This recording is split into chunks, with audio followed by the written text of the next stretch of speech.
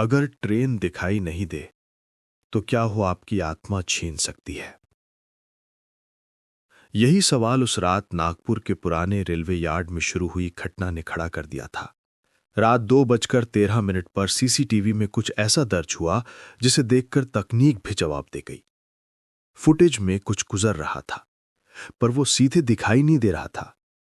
और जो लोग उस समय वहां थे, उनमें से कई आज भी लापता है।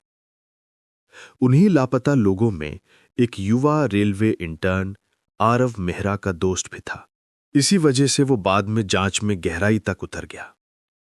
अगर आप डरते हैं तो अभी लौट जाइए, क्योंकि ये कहानी वहीं से शुरू होती है जहां वास्तविकता टूट जाती है। उस रात स्टेशन गार्ड शुक्ला ने जमीन के नीचे एक कंपन महसूस किया। पटरियां धीरे धीरे लाल होने लगीं, जैसे कोई बहुत भारी चीज उन पर दौड़ रही हो, पर ना कोई इंजन था, ना हेडलाइट। शुक्ला ने कांपती आवाज में पूछा, कौन आ रहा है? सीसीटीवी फुटेज में सिर्फ 3 सेकंड रिकॉर्ड हुआ। हवा का एक घूमता गोला और चमकती पटरियां। उसी पल से स्टेशन के आसपास लोगों के गायब होने का सिलसिला शुरू हो गया और शुक्ला का प्रशिक्षु आरव ये सब नोट कर रहा था। अगली सुबह शुक्ला खुद भी गायब था। उसका वॉकी टॉकी मिला जिसमें आखिरी आवाज थी, ये मेरे पास आ रही है, मैं अकेला नहीं हूं। शुक्ला का फोन 20 सेकंड के अंदर 2 अलग अलग जगहों पर लोकेशन दिखा रहा था, एक स्टेशन के पास और दूसरा 30 किलोमीटर दूर जंगल के भीतर। शुक्ला की 19 वर्षीय बेटी रिद्धि शुक्ला स्टेशन पर रोते हुए पहुंची। वो बार बार पूछ रही थी, पापा कहां गए? जांच करने वाले अधिकारी ये समझ नहीं पाए कि ये कैसे संभव है। सभी तकनीकी रिकॉर्ड बिल्कुल सही थे, पर फुटेज बार बार वही 3 सेकंड दिखाता था। इसी बीच इंस्पेक्टर वीर सोहल को मामले की जांच सौंपी गई। 3:04 पर 108 हेल्पलाइन पर एक घबराई हुई आवाज ने कहा, ट्रेन दिखाई नहीं दे रही, पर इंजन मेरे पीछे है। कॉल अचानक कट गया।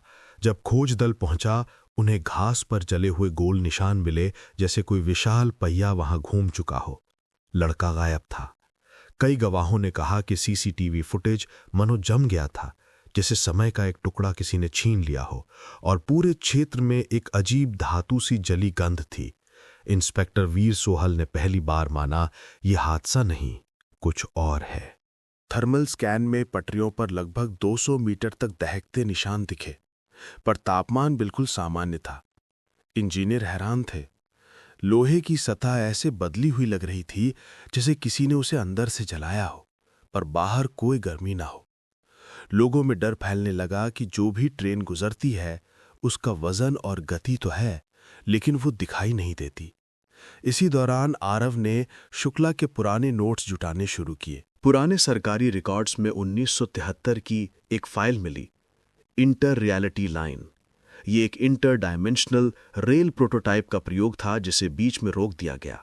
रिपोर्ट में लिखा था, यदि लाइन अनियंत्रित रहे तो वो यात्रियों और पर्यवेक्षक को असंगत वास्तविकताओं में बांट सकती है।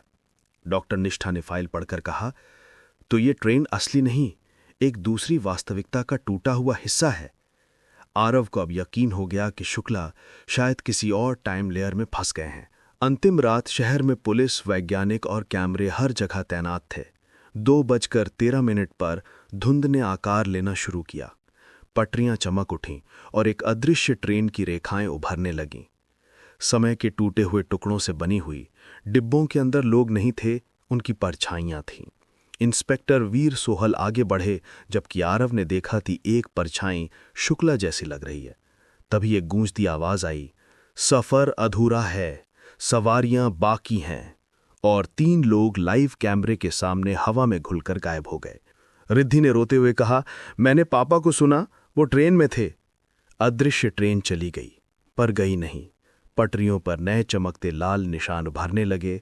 ऐसा लग रहा था कि वो अब भी कहीं आसपास घूम रही है। इंस्पेक्टर वीर सोहल ने आरव और रिद्धि को पीछे किया और कहा, यह खत्म नहीं हुआ और अब कोई नहीं जानता कि वो अगली बार किसे लेकर जाएगी। अगर आप ये कहानी रात में पढ़ रहे हैं तो एक बार बाहर जाकर सुनिए, कहीं दूर से कोई आवाज आ रही हो, क्योंकि हो सकता है ट्रेन अभी भी गुजर रही हो।